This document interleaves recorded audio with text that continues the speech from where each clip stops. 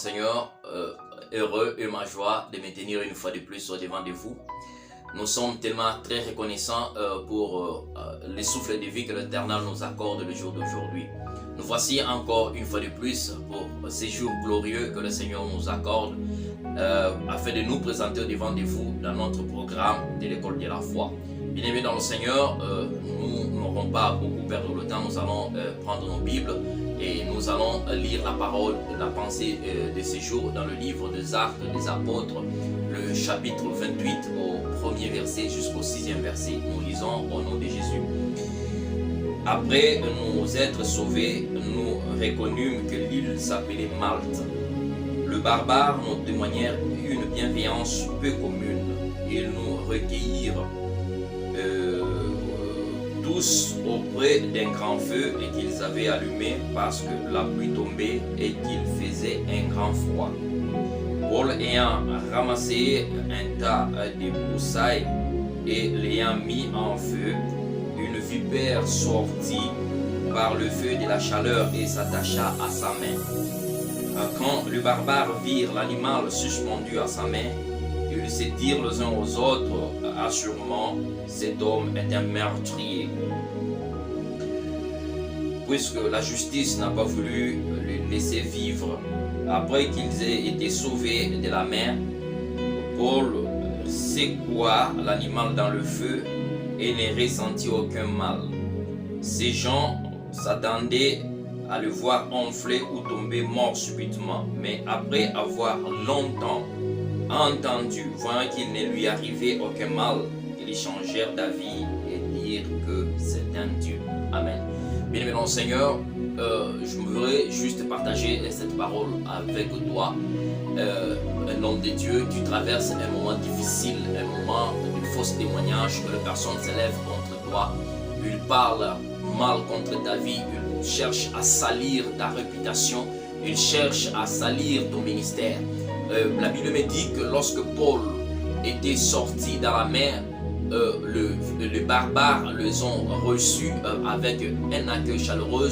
Ils les ont approchés auprès du feu pour qu'eux aussi en bénéficient de la chaleur de ce feu, parce qu'il faisait froid et il pleuvait. La Bible me dit Paul est parti et il a levé un tas de broussailles, et lorsqu'il venait avec ce tas de bois, en mettant dans le feu, il y avait un lévipère qui était au-dedans de ce bois. Il est sorti et il a mordu la main de Paul. Les personnes qui étaient là, le barbare, ils se disaient en eux-mêmes que voilà, cet homme c'est un meurtrier. Ils se disaient qu'ils pouvaient voir que Paul devait être enflé ou soit tombé subitement parce que la vipère qu'il avait mordue était très vénéneuse. Bien aimé dans le Seigneur, il y a parfois des situations qui nous arrivent pour des personnes qui viennent et ils s'élèvent en train de parler mal contre notre vie. Ils nous donnent des faux témoignages, voulant chercher à salir notre réputation, voulant chercher à salir notre ministère. Mais ce que j'aimerais vous dire en ce matin, ne cherchez jamais à nous justifier. Laissez Dieu prendre nos problèmes, laissez Dieu s'élever à parler à notre place. Paul n'a pas cherché à se justifier. Les hommes, les barbares, l'ont donné l'appellation en disant que c'était un meurtrier. Il a échappé à la justice. Voilà, la justice, il a échappé à la mort dans la mer, mais la justice ne l'a pas laissé échapper. Voilà, qui devait mourir par le venin de la vipère. Bien-aimé dans le Seigneur, les personnes parlent parce qu'ils ne te connaissent pas. Ils te jugent parce qu'ils ne connaissent pas ta relation qui existe entre toi et ton Dieu. Mais laissez calme. La lutte que tu as, bien aimé dans le Seigneur, ce n'est pas ton combat. Laissez Dieu prendre le dessus de ton combat. Laissez Dieu te justifier dans ce que tu es en train de traverser. Paul n'a pas cherché à se justifier, mais les personnes l'ont appelé des meurtriers. Des personnes l'ont collé des fausses accusations. Ils l'ont jugé comme ils ont voulu. Mais toi aussi, bien-aimé dans le Seigneur, si on te juge parce qu'il y a quelque chose de Dieu en toi, pourquoi est-ce qu'on ne parle pas d'autres personnes? On ne s'élève pas dans les réseaux sociaux à parler mal contre ta vie. On ne s'élève pas dans le quartier à parler contre ta vie. Tout tout cela, c'est l'œuvre du diable. Il cherche à te décourager, il cherche à détruire ta foi pour que tu parviennes à déprendre. Le diable t'a beaucoup cherché, il n'a pas vu où est-ce que tu as laissé une porte ouverte. C'est pourquoi il s'élève maintenant contre les hommes en te donnant des mauvais jugements, en te donnant des mauvaises appellations. On te juge parce qu'on ne te connaît pas. Dieu, lui qui te connaît combien de fois ce que tu marches avec lui, lui-même, il se tiendra et lui-même, il te justifiera.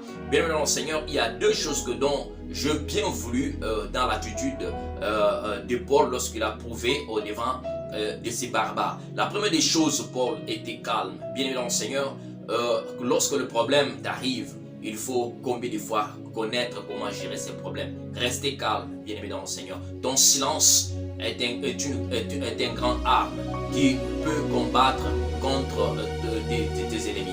Lorsque tu restes calme, cela prouve même la manière aussi de la grandeur de ta sagesse. Puisque lorsque tu peux parler, tu vas chercher à te défendre. Ça, c'est là même que ton ennemi va prendre même le mot pour enfler même ta situation. La deuxième des choses dont j'ai aimé, c'est l'attitude vis-à-vis de Paul envers ses vipères. Lorsque le vipère s'est pointu sur Paul, Paul n'était pas paniqué, mais la Bible me dit Paul a secoué seulement la main, la vipère est tombée dans le feu.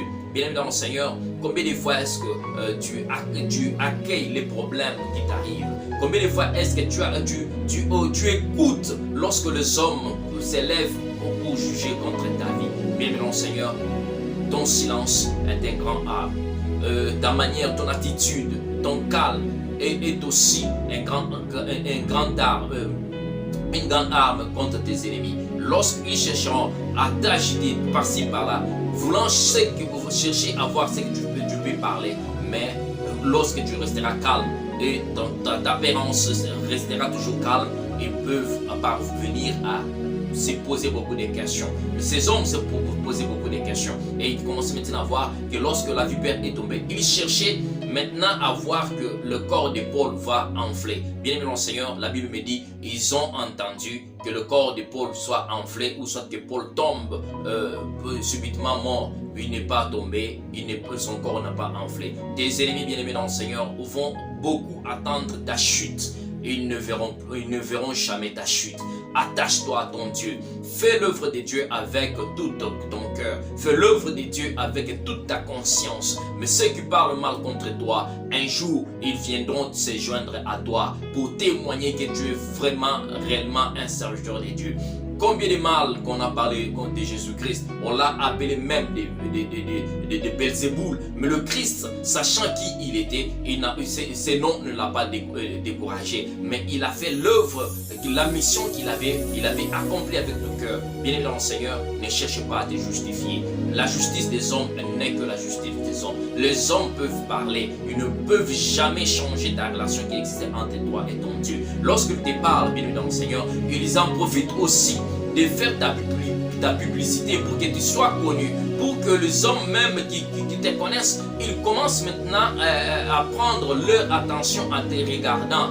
Lorsqu'en te regardant, eux-mêmes un jour, ils vont découvrir que tu es réellement un serviteur de Dieu et réellement ils vont changer d'appellation et ils vont changer d'avis. Et eux-mêmes, un jour, ils seront à tes côtés avec toi pour témoigner que tu es réellement un serviteur de Dieu. Après tout cela, après que les hommes ont jugé Paul, après avoir entendu la mort subite de Paul, après cela, ils ont témoigné, ils ont dit, c'est celui-ci, c'est un Dieu. Les problèmes que tu traverses, bien aimé dans le Seigneur, c'est une preuve. C'est l'épreuve qui est pour toi, au devant de toi. Ça vient uniquement pour prouver à l'humanité, pour prouver à tous ceux qui parlent mal contre toi, de voir combien de fois est-ce que Dieu s'attache à toi, de voir combien de fois est-ce que Dieu est avec toi. Dieu ne peut pas t'abandonner. Les épreuves que tu vois, ça vient pour te faire élever dans une autre dimension. La dimension que tu vas monter, ça sera pour eux un grand témoignage. Lorsque tu vas traverser le problème que toi tu appelles problème, et moi j'appelle aujourd'hui, c'est des épreuves. Ce n'est pas les problèmes, ce sont des épreuves que toi-même tu es en train de traverser. Ce sont les étapes de la vie, du ministère que tu es en train de voir. Mais nous pouvons voir les élèves, bien aimés dans le Seigneur, dans une salle de classe. Ils ne peuvent pas monter des classes sans pour autant passer aux examens. Il y a des examens semestriels et trimestriels. Ces épreuves ne que là pour prouver la dimension de la connaissance et de l'intelligence des enfants.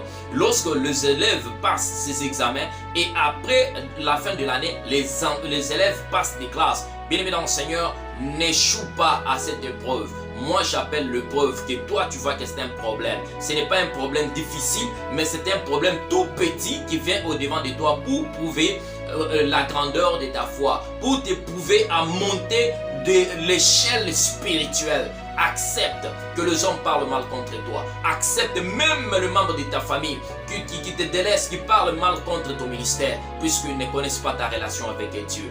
Restez calme, sois confiant en ton Dieu. Puisque la Bible dit, la lutte que nous avons, ce n'est pas la lutte que nous luttons contre la chair et le sang. Mais nous combattons, notre lutte est spirituelle. C'est pour cela, bien aimé dans le Seigneur, lorsque ces combats arrivent, va au devant de Dieu. Demande à Dieu qu'il te donne la force afin de surmonter cette épreuve. Que la grâce et l'amour de notre Seigneur Jésus-Christ soient au-dessus de toi. Passez une très bonne journée en compagnie de notre Seigneur Jésus-Christ. Merci et ciao, à la prochaine.